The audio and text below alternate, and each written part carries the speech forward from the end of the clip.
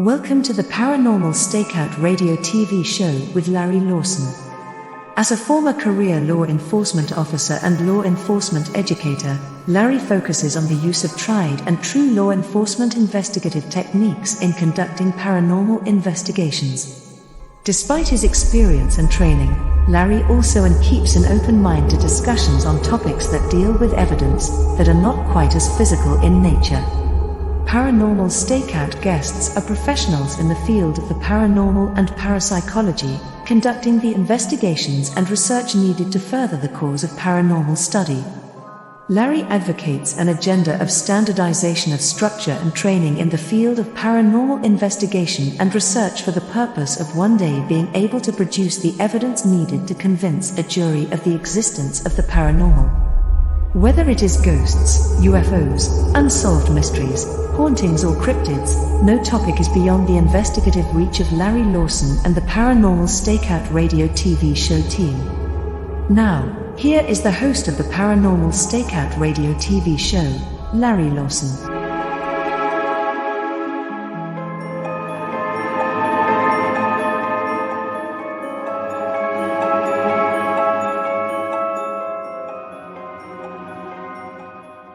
Hello, everyone, and welcome back to Paranormal Stakeout. I'm your host, Larry Lawson, coming to you from beautiful Vero Beach, Florida, the headquarters of the Florida Bureau of Paranormal Investigation and Indian River Hauntings. If you're a little interested in hearing more about my teams and what we do, you can check us out at paranormalfbi.com and indianriverhauntings.com. You can also see our Facebook page, our YouTube page, at symbol Indian River Hauntings 2341. But more importantly, if you'd like to send me a message here on Paranormal Stakeout, just send me it at ghostguy@paranormalstakeout.org, and we'll be glad to talk about your question or your thoughts right here on the show. So if you get a chance, let us know what you think. Hope everybody's doing well. I've got a great guest tonight. One of the early pioneers in the modern era of paranormal investigation, Mr. Richard Sennett. Mr. Sennett has been investigating ghosts and the paranormal since 1978 when he saw a ghost monk at an old mission as part of an archaeological team doing some work there. Over the years, he has looked into haunted places in Nevada, Hawaii, England, and as well as his home state of California. He's a historian and writer and now resides near Ventura, California, where he is the historian for the city of Ventura. He's also authored about 22 books. One of his latest books is a Civil War book titled The Crypto History of the Civil War. A look at the paranormal side of the Civil War through folklore and legends. Sorry, I can't talk tonight. It lists all kinds of haunted places and on the ghost-ridden battlegrounds and buildings of the Civil War. He's always been fascinated with the Civil War, and in this particular book, he says if you want a list of battles and strategies, this is not the book for you. But if you want to find out about Bigfoot and the Civil War, lots of treasures, lost treasures, strange facts and weapons, ghosts and curses, this is the book for you. We've always talked a lot about the ghosts of Gettysburg, but we haven't talked much about Bigfoot involved in the Civil War. So with that, I'd like to welcome Richard Sennett to the show. Rich, welcome to Paranormal Stakeout. Good, glad to be here. Yeah, it's been a while since we've chatted, and fascinating history. A lot of the work that you've done over the years, but some of my guests may not be familiar with you. So if you could just take a second to share with us a little bit of your background, how you became part of the paranormal research field, we'd love to hear it. Well, I've always been interested in history, and during the summer of 1978, I was part of an archaeological team at the old mission here in California, San Antonio de Padua. And late one night, I was working in the laboratory by myself at that time, about 12:30 at night. And I walked out into the courtyard and saw a bit of flame, like a candle flame. And then, as I drew nearer, I saw it was a monk just with a candle in his hand. And that did not scare me because, monks still live there. It's a monastery. I figured, one of the brothers is up. Maybe we could chat. Well, I walked up to him, and wouldn't you know it, he disappeared just like that. He vanished out of nowhere. He didn't fade away. He didn't sparkle like Star Trek beaming up. He just wasn't there anymore. And I stood there with my mouth open. And it slowly dawned on me, you know what? This must be one of those ghosts they talk about. And that's what got me started. I had seen this for well over 2 minutes. It looked solid. It didn't look like any TV show image of a ghost. It was something that I can't even forget now. In fact, if I close my eyes, I can still see it as clearly as I could back in 1978. It's branded into my noggin. And that's what got me started. I wanted to find out if I was crazy or not. And the good news, if I'm crazy, so are lots of other people. Some of the greatest names in history have all seen ghosts. Or something we certainly cannot explain. I agree. If we're all crazy, then half the world's got to be nuts. So I totally agree with you. You being a historian, I am absolutely fascinated. You've got a couple books. I believe you got another one out called Haunted Hacienda also, right? Yeah, that's about the Olivas Adobe, where I had the good fortune to be the manager. So I was there late at night, early in the morning for 11 years. And as such, I wrote down every paranormal event that happened, from the smallest one to the largest one. And it was a deep study of this one particular site. And it gave a lot of interesting answers to what haunted houses are like. And I put together this compilation of all my research. Now, and where's this located? California, I assume. It's in Ventura, California. Okay. It was 1841 Adobe hacienda of a large landowner, Raimundo Olivas, who owned a huge piece of land.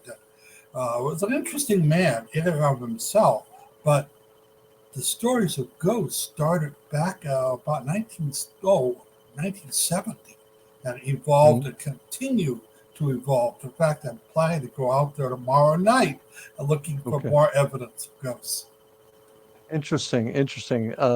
Your book that I mentioned just a few minutes ago, The Crypto History of the Civil War. I got to be honest with you. I think we may have talked about this before, but crypto history, cryptids in the Civil War. If you want to find out about Bigfoot in the Civil War, this is the book for you. Share that with us, please. Let's talk about Bigfoot. Lots of interesting things happened during the Civil War. It's a fascinating study, one I've always been interested in. But the one that got me happened at Harper's Ferry, where it was occupied by the Union Army after Stonewall Jackson captured it and held it briefly, and then the Union took it over. They started to hear something, a huge man covered with hair, a Bigfoot.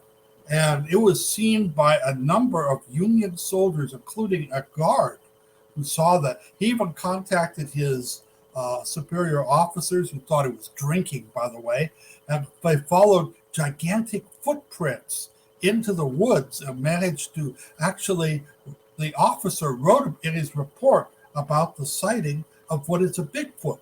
But he was also seen in Arkansas by Confederate forces, as well as several times in and around Harper's Ferry. Not just that one incident, but several. Once he actually went into a barracks and broke the place up looking for food. So very interesting that we have this account of a Bigfoot creature, which, by the way, they didn't call Bigfoot. They called it a hairy man or a monster ape. They didn't know what to call it. But they had this experience, and it means that the Bigfoot creature has been around a lot longer than the 1950s or something like that. It really has a place in our American history. Well, and that's a question I want to ask you. This is not a story that you often read in the history books or in tales of the Civil War. How did you find out about it? How were you able to even research? There are all sorts of stuff on the internet. That's where I got this story from. If you just have to dig for it. Now, one of the things I pride myself on is my ability to do research.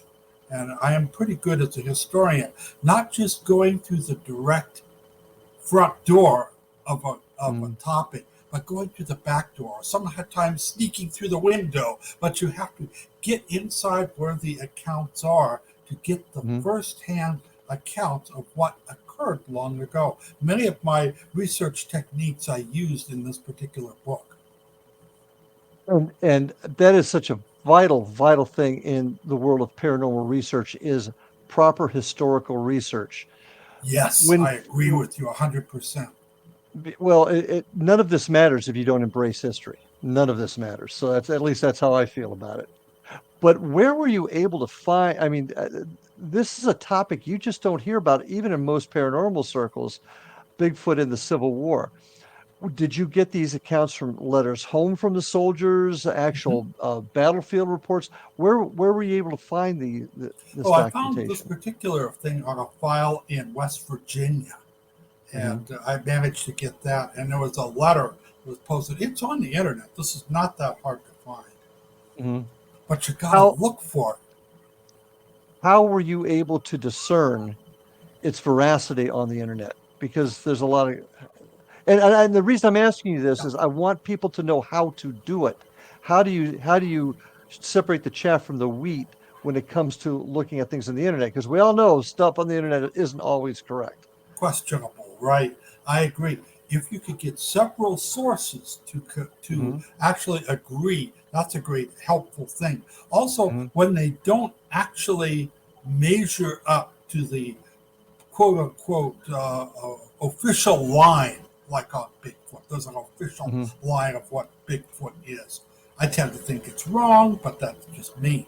I tend to think that a Bigfoot is not an animal as we know it, but it actually is some other kind of critter, which is why we've never been able to find him or capture him or anything like that. It's not like a gorilla or animal of that kind. So when it doesn't obey the rules that are set down by the official jargon or the official opinion of what Bigfoot is, that means it's a little more, in my opinion. But remember, I could be wrong too. Just because I found a source, that doesn't mean somebody didn't sneak something in there. Can't happen. Well, and I commend you for that, because it's one thing that I talk about a lot is there are no complete experts in this field. Nobody knows all the answers. But I want to ask you, I'm actually going to delve into this a little bit later in our talk tonight. Are you suggesting, am I hearing that you're suggesting that Bigfoot perhaps is a interdimensional type creature? Is that what I'm hearing? It's possible. We don't know. Okay. Or, if you'll go through the theories, of which there are many, one is it could be from other dimensions. It could be from somehow other times. But we do know that there were Bigfoot critters that existed long ago, 30 million years ago. Maybe there's like slips in time where we see one of these critters or something like that. Could very well be that they are, rather than being I got to interrupt you right now, Rich. I got to interrupt you right now because we're about ready to take our break. But we're not only we're going to talk a little bit about the Civil War when we get back, because I want to hear more about that. But then we're going to work our way back into time slips, dimensions, and your theories on that. So, folks, stay with us. We'll be back with my guest, Richard Sennett, right after these messages. And we're back with my guest tonight, Richard Sennett. So glad to have you with us tonight. I want to get back to the Civil War and Bigfoot, because this is a fascinating topic for me. You mentioned near Harper's Ferry. You mentioned, I believe, near Arkansas, Confederate troops also saw something along these lines. How many other sightings have you become aware of during the Civil War? Not many. There are just a handful. But it does indicate that there were such a phenomenon even back then. But think about Bigfoot. He behaves much like a ghost. People see him, and he's gone. He disappears. The footprints appear, then they stop mysteriously. It's like there's a great deal of similarity between Bigfoot sightings, UFO sightings, and ghosts. One is a high readings with electromagnetic equipment. So you can Mhm. so there's some kind of a link going on Okay. between these kinds of phenomena. Do we have, or do you have a theory as to what those links might be at this point? Well, I have many theories. One is that it's some kind of, as you mentioned, interdimensional play, or it could have something to do with the element of time. Time, as we know it, is still a mystery. We can measure it, but what is its true nature? Well, we don't really know. It could be that things slip through time. So when we Mhm. see a ghost of a Civil War soldier, maybe we are not seeing a ghost at all, but simply looking through the fabric of time to when that person was actually there. Same could be true of Bigfoot. We might be slipping through millions of years to a time when such creatures did walk the earth. Maybe they Mhm. were even like us, as intelligent as we are, only they went a different direction. We went towards building cities and towns and communities. They may have gone into developing their mental capacity and become Mhm. far more advanced creatures. This is why we're Mhm. never going to find one, because they know before we even set out our search for Bigfoot, they know before we even get in a car to go look for them, and we'll never find them.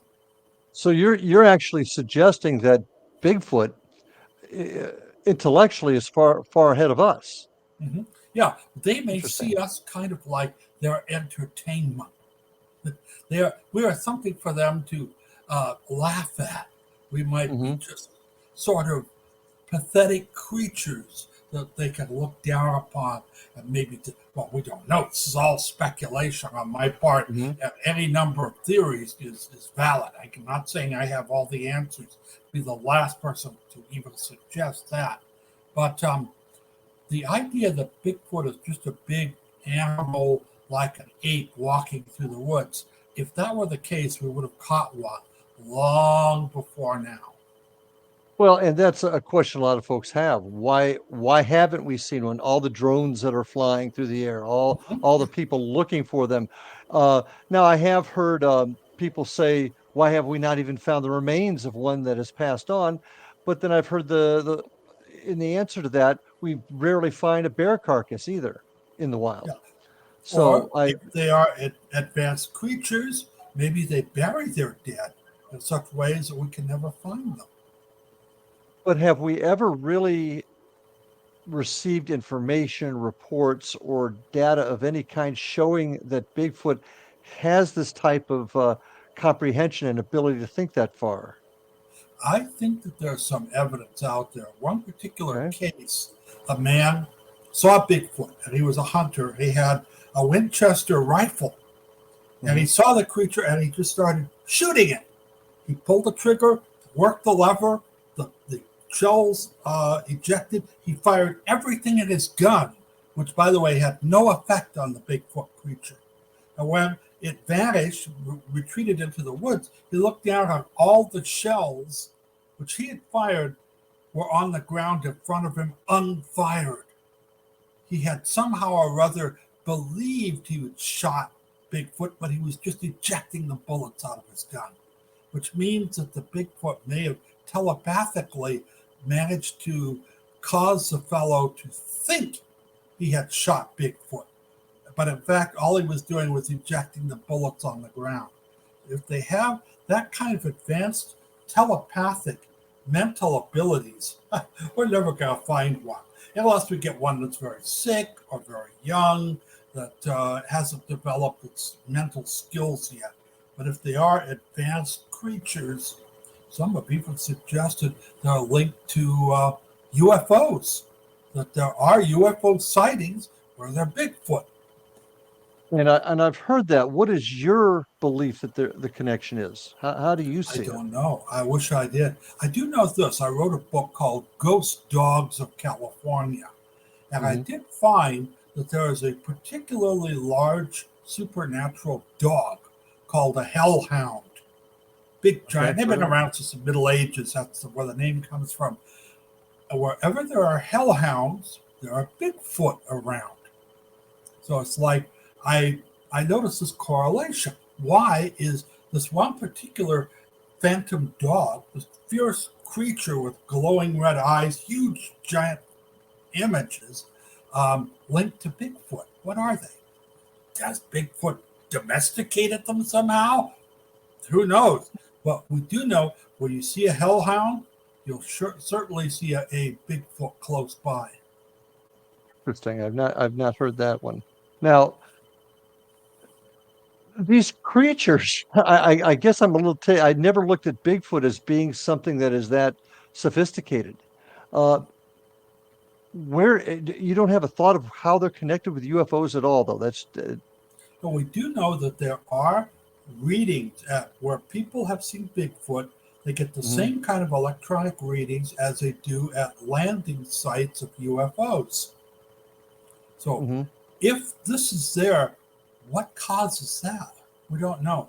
There are also many sightings of UFOs with an image of Bigfoot. Some even believe that Bigfoot is in fact a UFO pilot, kind of like a Wookiee, I suppose. And the first thought I had, yeah. Interesting. So keeping this in mind, and you're best known for your work with ghosts, spirits. Yeah, that's my specialty. What do you think a ghost is? That's the biggest rub of them all. We don't know. No one knows. We don't know. And if people say they know what a ghost is, run the other way. Nobody knows what ghosts are. No one. But they are a phenomenon. People get these images. Now, a few appear to be ghosts of the formerly living, the dead. But that's only a small percentage, a tiny percent, really, of grandma appearing. Yeah, they happen, but very rare. So most of the sightings are just incremental little glimpses of the past. I believe that ghosts are linked to time in some fashion. When we look at the image, which comes and goes very briefly, ghost sightings are about 5 seconds long. Seconds. 1, 2, 3, 4, 5, they're gone. You don't have time to be scared. You don't have time to take a picture, to do anything. They're just there and they're gone. Now, there's some occasions, rare, they'll last a little longer. Most of the sightings I've researched are short. Now, what are they? Are they glimpses into the past? Are they glimpses into other dimensions? That's a possibility, too.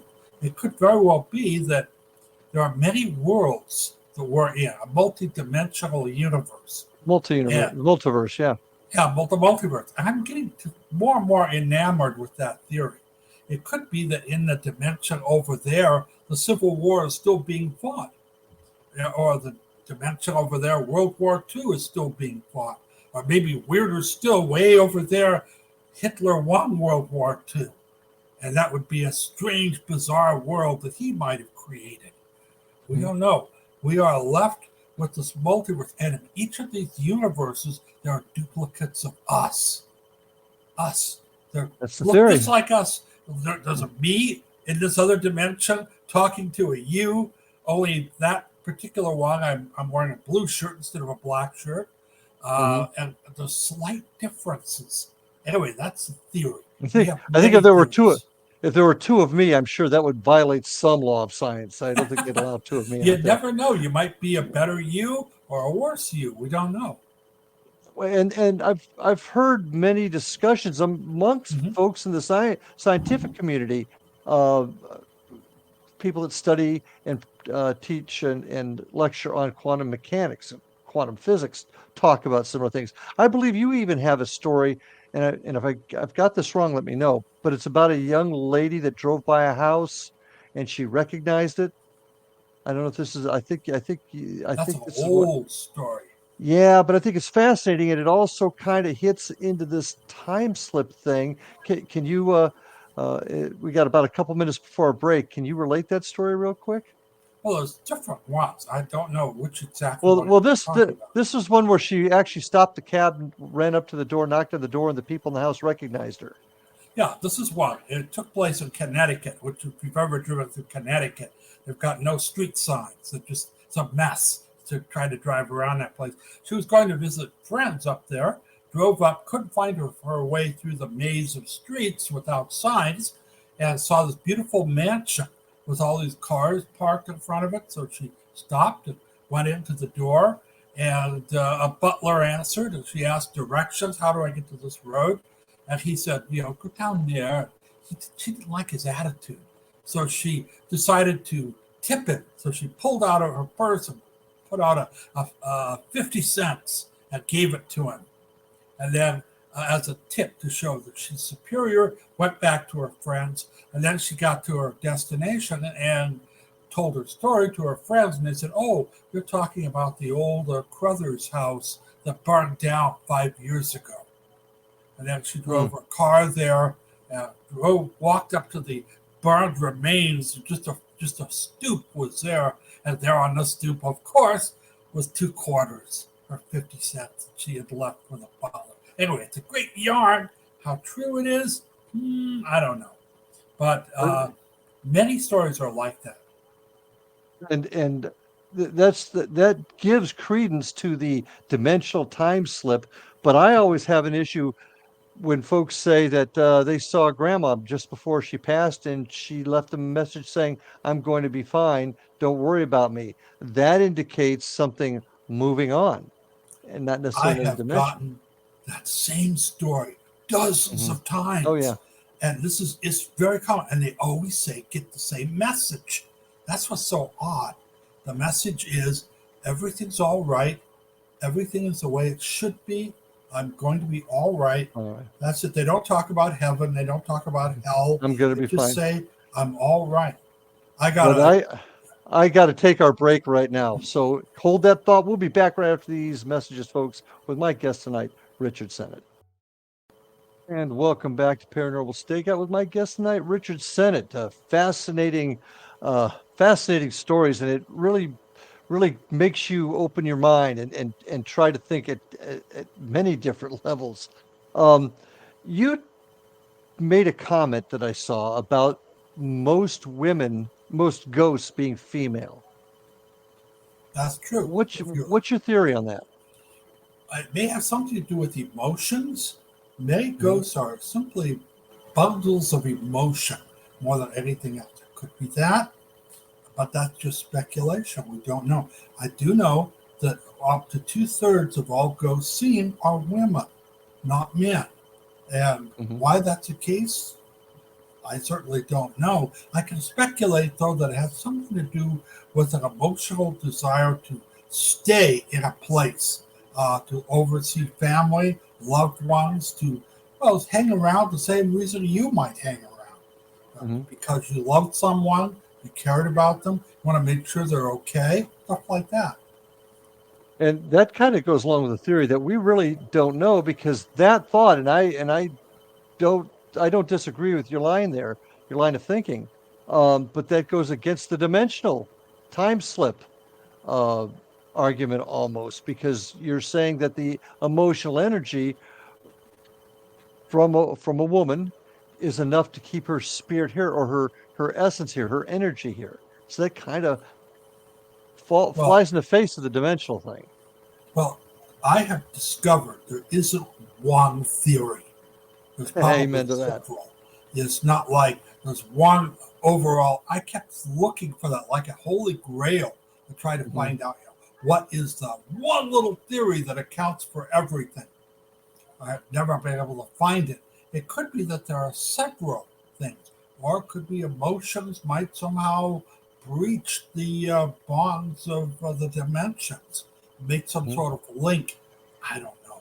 But there's much we don't know. And that's what's so sad, is very few people are actually doing the research. They're out making little TV shows, making a lot of money, writing books, but they're not actually trying to answer questions of what this is all about. And that is also, I think, a big issue. I think there's a place for folks that want to enjoy it. I guess the analogy I use, would you jump out of a perfectly good airplane? I wouldn't, but there are many people that will, because it's a thrill. Is paranormal investigation any different? There are people that are going to do it for the thrill. Okay, fine. But there's also got to be folks out there that are trying to find the answers.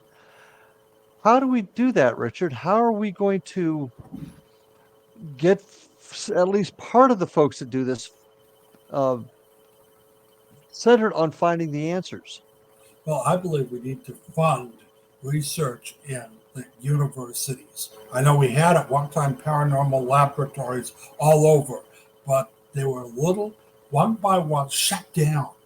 There are Mhm. people who are against them, don't believe that there's anything valid to be learned, even though we have learned a lot of great things through their studies.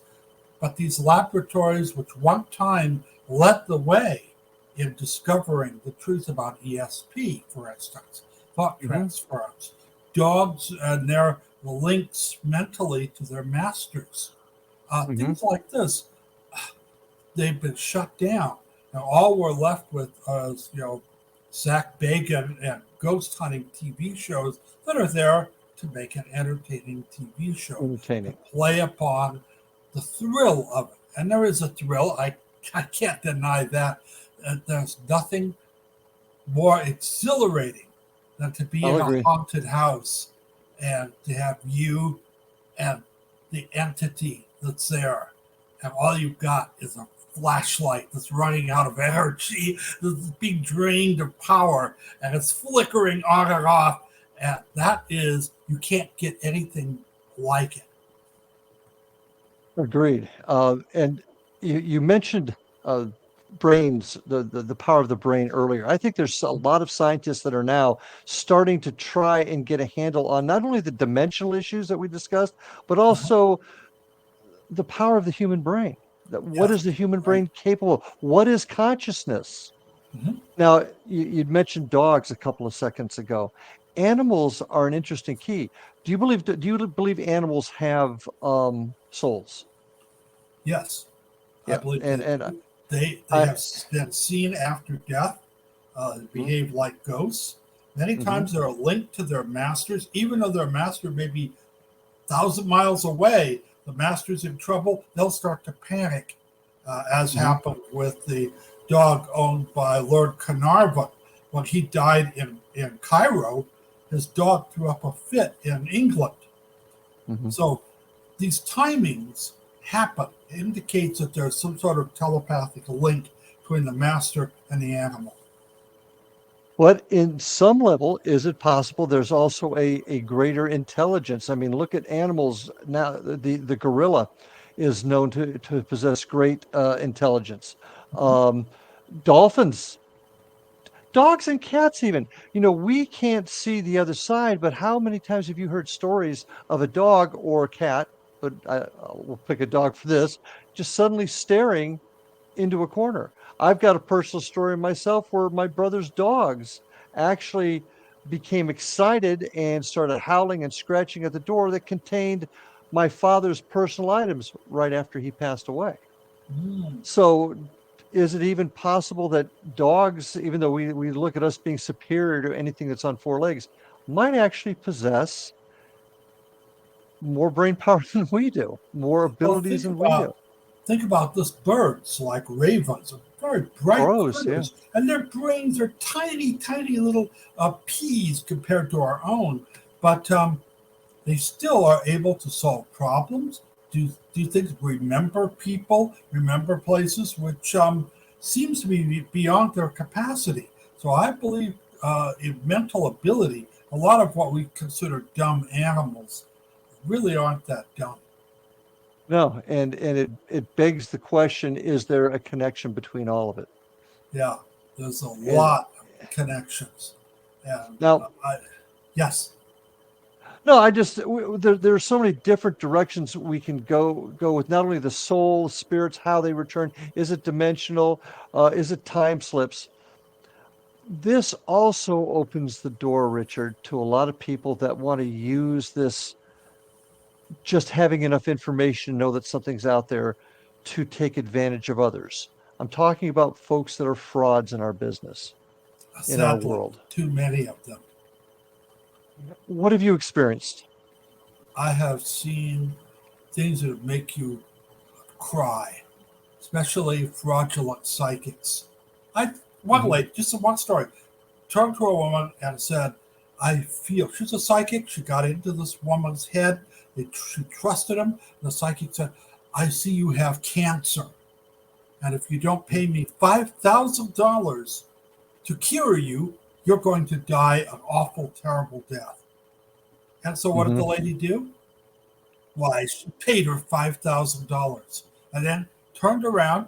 And then the lady did a little ritual. Oh, your cancer is gone. She went to the doctor. And guess what? She didn't have any cancer because she never did in the first place. Yeah. So many things like that. I have to actually go behind and cure some of the fraudulent nonsense that some people have spread to gullible folks. And there's a desire to wish to believe, and that gives these people unscrupulous power. Well, and for starters, generally speaking, as far as paranormal researchers or investigators, if you will, if they want to charge you money for investigating their residence, you run as fast as you can away from them. I agree with that. I never charge when I go out to places. Right. And I will publish books and do tours, but I never charge for any investigations.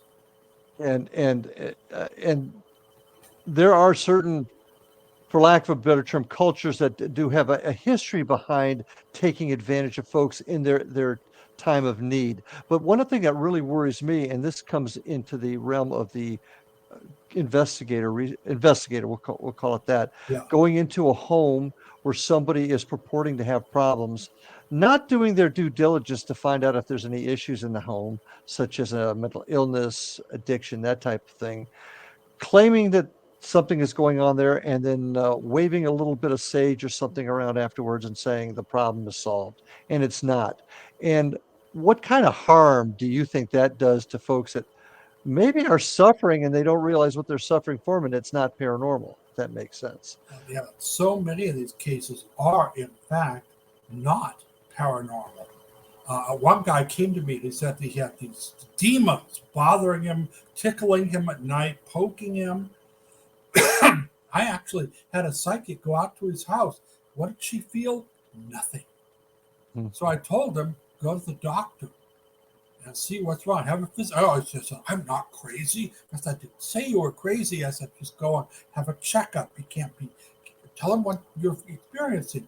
Well, you know what? He took my advice, and he found out that they did test. He had a brain tumor, and they actually removed it, and all the ghosts vanished away. They were all essentially, quite literally, in his head, and caused by this brain tumor putting pressure on his brain.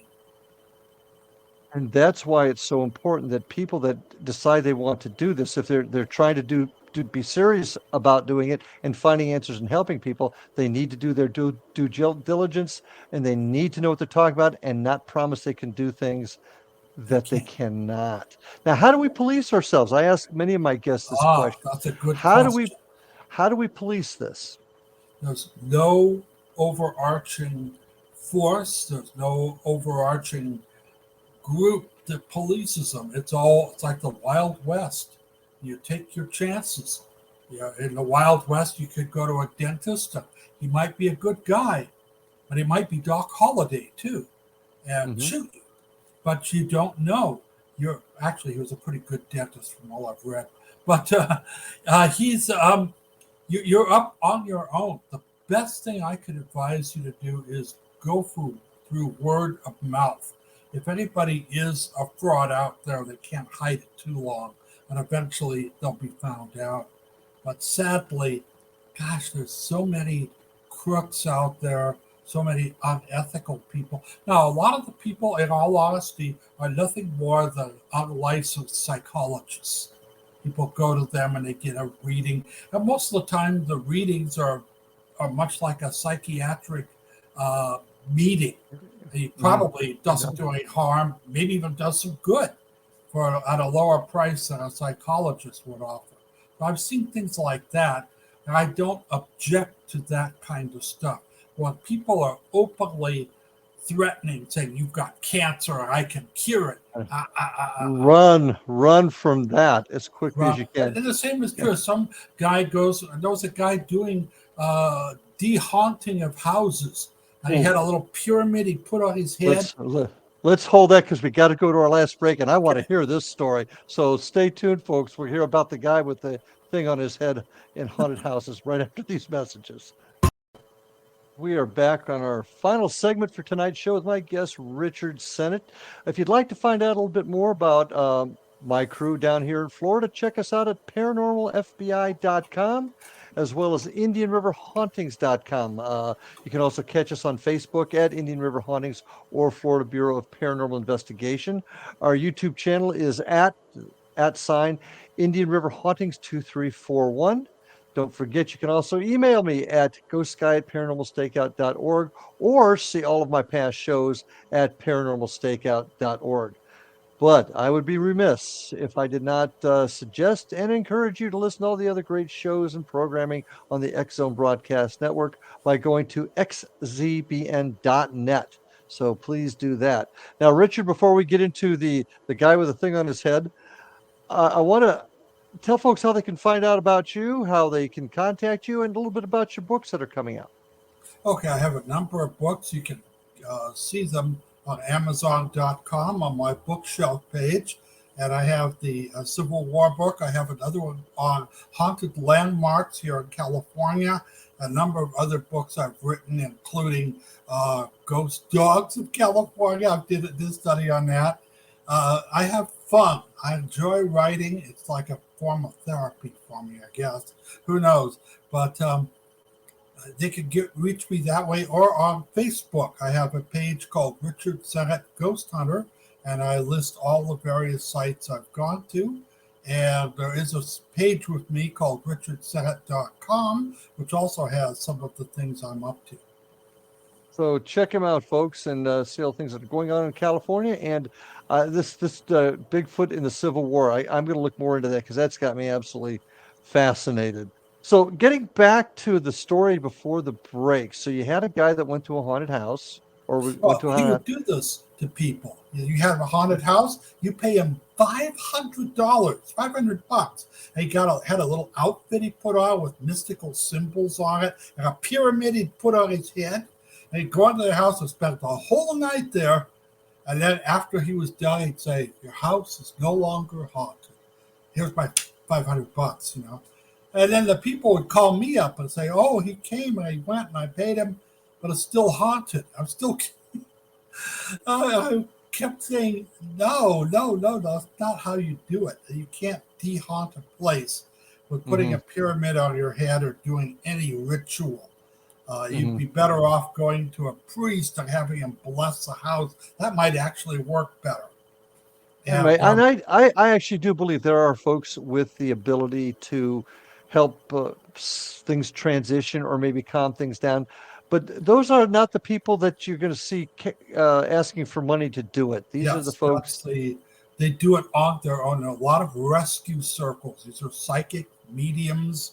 And I don't often agree with what they do, but many times they have really helped people who have a problem in their house. They do a session.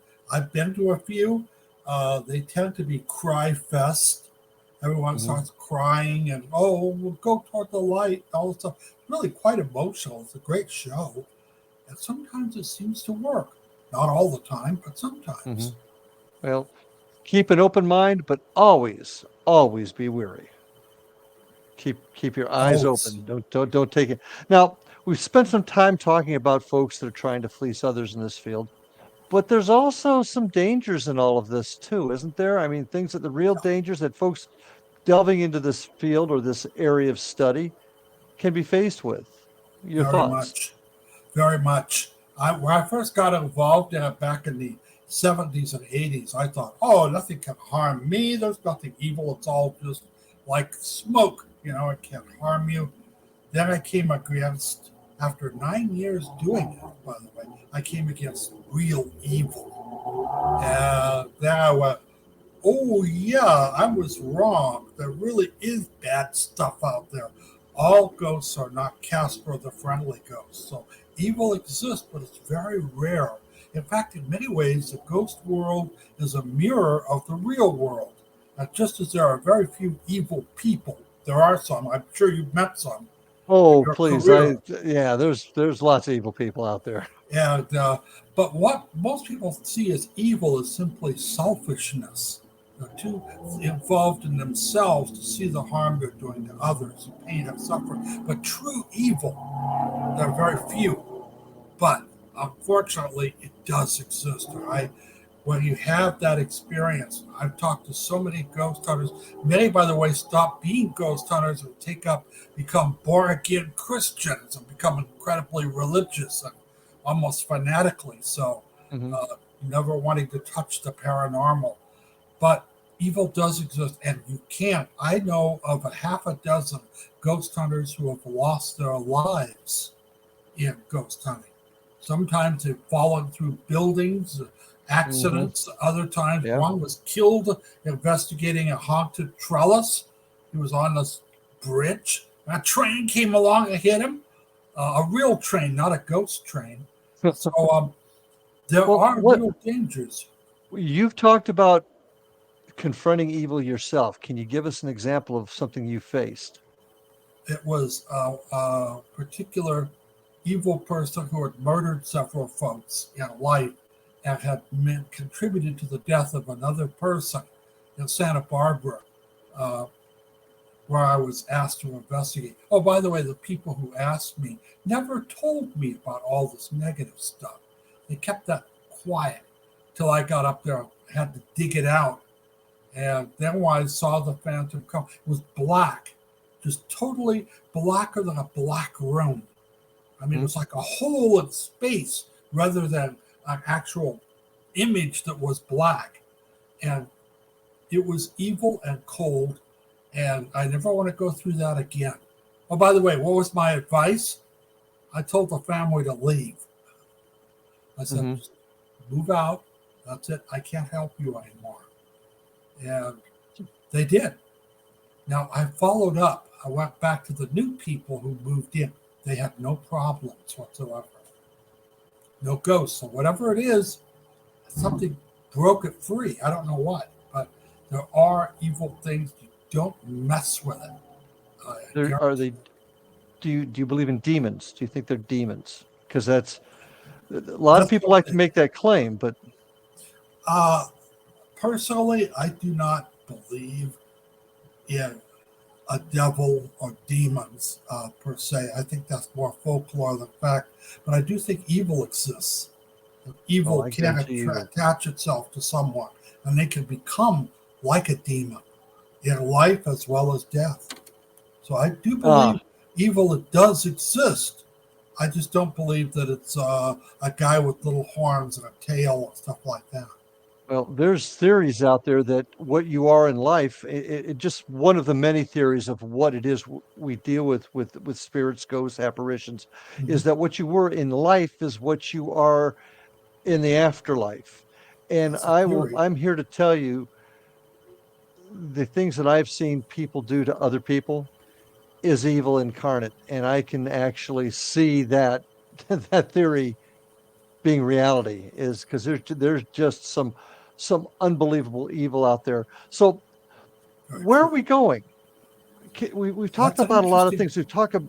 Yeah, and so many. We've talked about dimensions. We've talked about evil. We've talked about the power of the brain. We've talked about not really knowing what this is. So what's the future? Where do we go from here, Richard? I believe that they are making great breakthroughs, especially in other countries, not here in the United States, but in Brazil, for instance, in Europe, and parts of Asia. People are making some fundamental discoveries. I think what we Such need to as, do share our data. And by sharing it, uh, we can yes. actually gain new insights to whatever the stuff is. It's far more complicated than just demons, ghosts, or spirits. It's far more, uh, has to do with more of the nature of reality itself.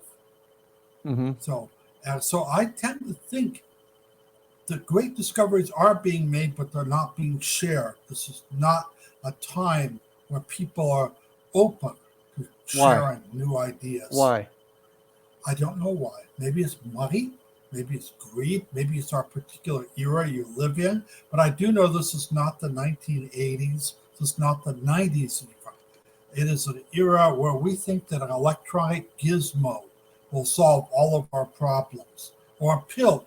Take a pill, all your mental problems are solved. No, it isn't. All you've done is mask it.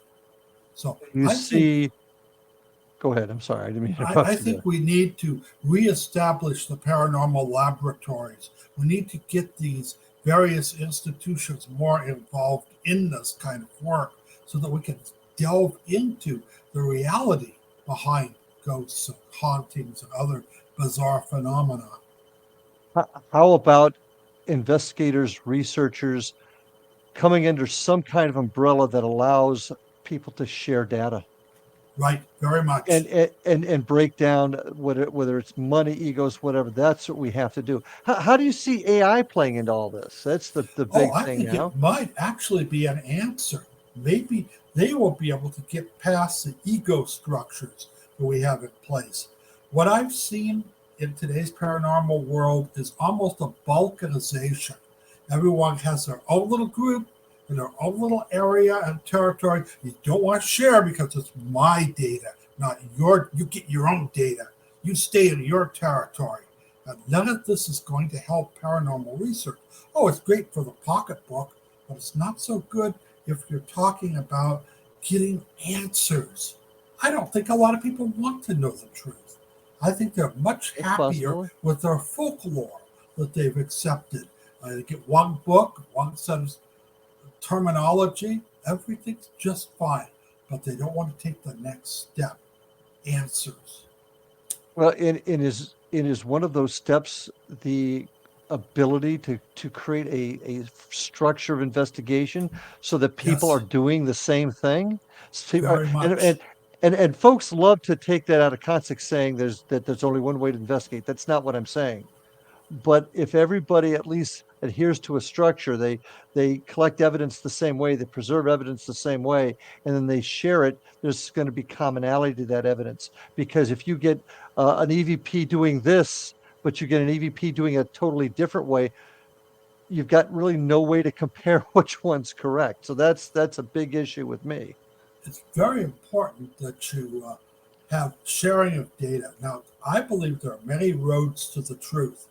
I don't think that there's one I agree with particular that. path. So I've talked to psychics, I've talked to pendulum twisters, I'm talking to all the Would people out there, and they've gotten answers as valid as the people with equipment. So what's going agreed on with here? that. So And that it's and that's unfortunately a question that at this point is going to remain unanswered. But I'm afraid, my friend, our time tonight has come to an end. So we could go on for hours, I'm sure, just delving into the different areas, and I hope we can do that again sometime. But I want to thank you, Richard, for being on the show tonight, and I want to thank all of you folks for being with us here tonight on Paranormal Stakeout. Remember, as the day goes on, love your family, hug your kids, and we'll see you on the other side. Have a good night, folks.